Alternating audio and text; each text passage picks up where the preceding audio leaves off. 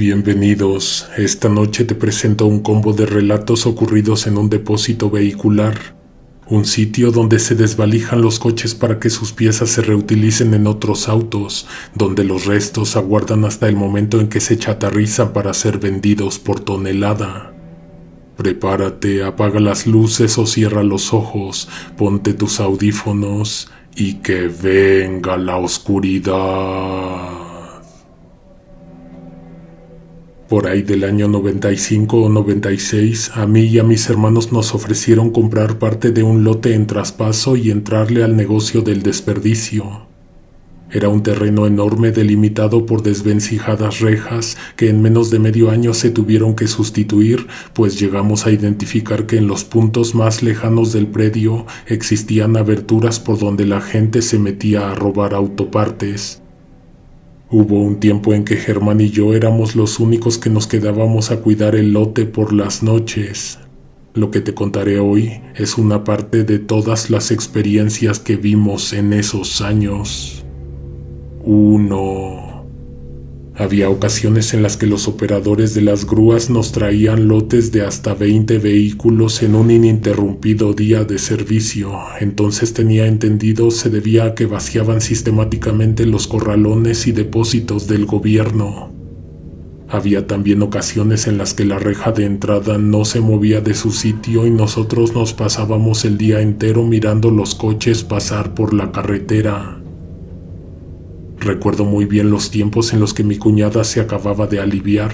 Por ese motivo mi hermano me pidió unos días para estar con ella y con la niña recién nacida. Fueron días pesados, pues en aquel entonces solo teníamos unos cuartos de lámina dentro del depósito, mismos en los que estuve encerrado casi una semana entera. Sin la ayuda de Germán me vi obligado a atender el negocio en la mañana y también ponerme un despertador con horarios para levantarme a velar el sitio, para salir a dar vueltas al predio. En uno de esos días en los que me quedé solo, poco antes de cerrar y poner candados en la entrada, me trajeron una combi, un vehículo de pasajeros del Estado de México. Como todos los demás vehículos que mandaba el ayuntamiento, este había sido vandalizado antes de llegar al depósito. Venía sin espejos, sin neumáticos, con varios vidrios estrellados y hasta los asientos arrancados. Eran muy pocas las autopartes que se le podían salvar, por lo que el único negocio restante residía en chatarrizar la unidad y venderla por kilo. Es muy importante mencionar que por el convenio que teníamos, estábamos obligados a esperar un par de meses antes de destruir el vehículo, tal vez por si se necesitaba revisar algún detalle relacionado con las investigaciones. Tenía entendido entonces que además de recibir vehículos involucrados en accidentes mortales, también llegábamos a admitir unidades en las que se habían cometido crímenes y asesinatos. No lo decían las notas con las que nos los entregaban, lo decían las carrocerías agujeradas, los asientos manchados, los cielos salpicados de marrón, los cinturones de seguridad arrancados y los fétidos olores que los acompañaban. La combi que llegó aquella tarde quedó formada tras de una larga fila de vehículos que serían inspeccionados antes de ser remitidos a un corral donde solo aguardarían el final de sus días en la máquina pulverizadora. Cuando salió la grúa, me despedí del operador e inmediatamente cerré el depósito.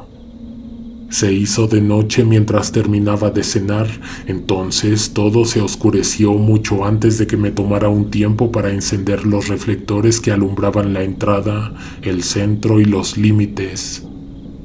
Desde los cuartos de lámina me pareció ver que había una luz encendida entre el centenar de autos apilados. Era la combi que acababan de traer. Me pareció formidable lo que creía ver, porque esto significaba que le habían dejado la batería y que ésta podría estar en buenas condiciones. Las luces que provenían de la unidad no salían de los faros, eran las luces interiores de la combi, los focos que iluminan los asientos donde viajan los pasajeros. Me levanté de mi asiento y me dispuse a ir a revisar. Entre la tenebrosidad de aquel cementerio de autos, lo único que me guiaba era la luz azul neón que resplandecía al centro del predio. Caminando lentamente, me fui acercando hasta el punto en que me pareció notar que dentro de la combi había 3 o 4 personas.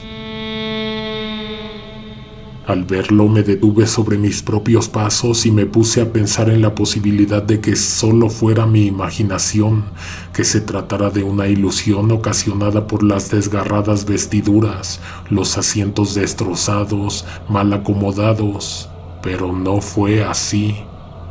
Mientras más me aproximaba, empecé a distinguir los rostros. Dichos pasajeros estaban acomodados en los asientos del transporte, con la mirada agachada, dirigida probablemente hacia el suelo, al centro de la unidad. Caras pálidas, expresiones vacías. De pronto, uno de los pasajeros se movió un poco, levantó la cabeza y la giró para mirarme a través de los pedazos de cristal. Sentí un horrible hueco en el estómago, ya que inmediatamente después, esta persona levantó el brazo y con la mano apagó la luz que los iluminaba.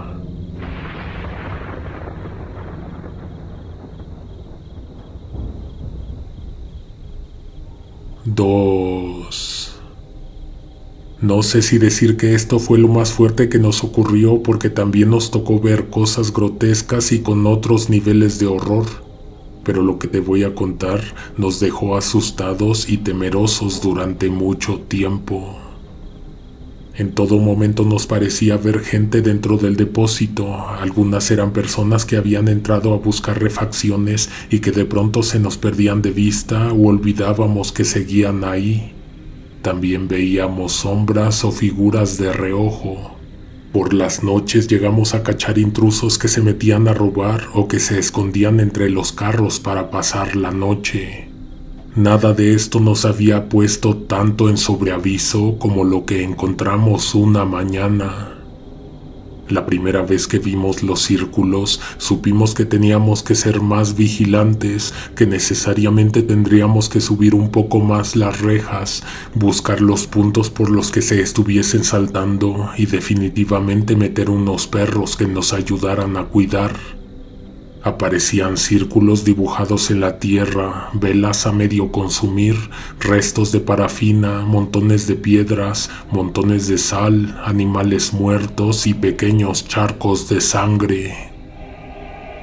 Cuando no nos dábamos cuenta, grupos de personas se metían a realizar extraños rituales. Quién sabe si satánicos o de brujería. La cosa era que desde que los empezamos a encontrar, los ambientes se sentían distintos, las noches se percibían intranquilas y los ruidos inexplicables abundaban. Un día, mi hermano los vio. Tuvo la suerte de encontrarlos porque cayó en cuentas de que ellos conocían bien los horarios en que cada uno de nosotros nos dábamos vueltas por el terreno. Sabían también por dónde pasábamos y por dónde ni siquiera nos asomábamos. Nosotros no los vigilábamos a ellos, ellos nos vigilaban a nosotros. Entonces Germán se levantó un poco antes de la hora, se echó a andar sin avisar y sin encender la lámpara. Caminó hacia donde lo llevó la intuición y por fortuna o por desgracia los encontró. Eran 2 personas, un hombre y una mujer, de rodillas al centro de un círculo. Estaban rodeados por cirios fúnebres y otra cantidad de objetos que escapan de la memoria. Mi hermano los quiso correr, pero ellos estaban en un trance y no reaccionaban. No se atrevió a tocarlos, a moverlos, a interactuar, ni siquiera a acercarse demasiado a ellos. Entonces volvió corriendo al módulo y me despertó. Cuando ambos acudimos, estas personas se habían ido, pero además de eso tuvieron tiempo de llevarse sus cosas y de borrar de algún modo la sarta de inscripciones que usaban para sus fines y que mi hermano había visto dibujadas en el polvo. Germán dice que por respeto, pero realmente fue por miedo que dejamos de insistir con los rondines. Tampoco estábamos muy seguros de qué o para qué estaban haciendo sus rituales dentro del depósito, por lo que mientras nos llegaba una solución, optamos por no salir más en las noches. Nos dimos cuenta que seguían viniendo porque después de un tiempo ya no solo era el rastro de sus visitas, también escuchábamos cánticos y horribles gritos de madrugada. La cosa fue escalando hasta que ocurrió lo peor. Una noche, además, nos llegó una pestilencia asquerosa. Eran más o menos las 4 de la mañana cuando nos despertamos al mismo tiempo y encontramos el depósito inundado de humo y de olor a quemado. Los reflectores iluminaban una densa neblina que más bien eran las nubes de una humareda que venía del centro. Los incendios eran frecuentes en el deshuesadero, pero en el día, por el calor, por la concentración de humos y gases en los motores o por el sobrecalentamiento de algunas vestiduras manchadas con aceite o combustibles, pero jamás de noche. Además, el olor que percibimos fue el mismo de la carne quemada. Mi hermano acudió al lugar de donde venían las emanaciones con medio bote de arena mientras yo corría cargando del mango un extintor. Conocíamos varias medidas de contención de incendios ya que una chispa puede acabar con el lote entero. Al llegar al lugar nos llevamos la más horrible sorpresa de nuestras vidas. Aún con los cirios encendidos custodiando la escena, encontramos 2 cuerpos humeantes recostados en el suelo dentro de uno de tantos círculos. Dichos cuerpos calcinados seguramente le pertenecían a esas personas que hacían rituales en el depósito. Ni bien amaneció, la policía acordonó la zona y llamó a los encargados del levantamiento. Hubo gente de visita todo el día haciéndonos muchas preguntas. También nos cuestionaron por qué nunca denunciamos el allanamiento. Verás, no hay mucho que se pueda decir, no hay mucho que se pueda hacer cuando se le tiene mucho miedo a algo. Pasaron los días y el ambiente se mantuvo igual de pesado por las noches como en aquella ocasión en que encontramos los cuerpos. Pero eso no fue lo más difícil de soportar. A partir de entonces aparecían luces en las filas lejanas de vehículos, parecían bolas de fuego o llamaradas que iban de extremo a extremo. A veces se veían más intensas, a veces hasta se alcanzaban a ver las altas llamas ardiendo por encima de las pilas de chatarra. Si llegábamos a revisar, era por temor a que un incendio devorara el depósito, no por ganas que tuviéramos de encontrarnos con cualquiera de las cosas que ellos invocaron o en las que ellos mismos pudieron haberse convertido. Si alguien de tu público sabe más al respecto, si alguien tiene idea de por qué veíamos esas llamaradas, nos gustaría resolver un poco de la interrogante que nos dejó por varios años sin saber qué hacer o cómo responder.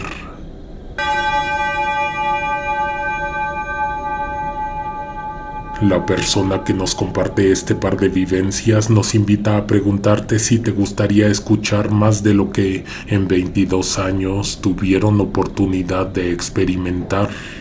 Espero tus comentarios y opiniones. También te pido que des like y compartas para que nuestra voz llegue más lejos. Por este día me despido, pues hemos llegado al final. Nos escuchamos pronto. Alguien te observa en la oscuridad.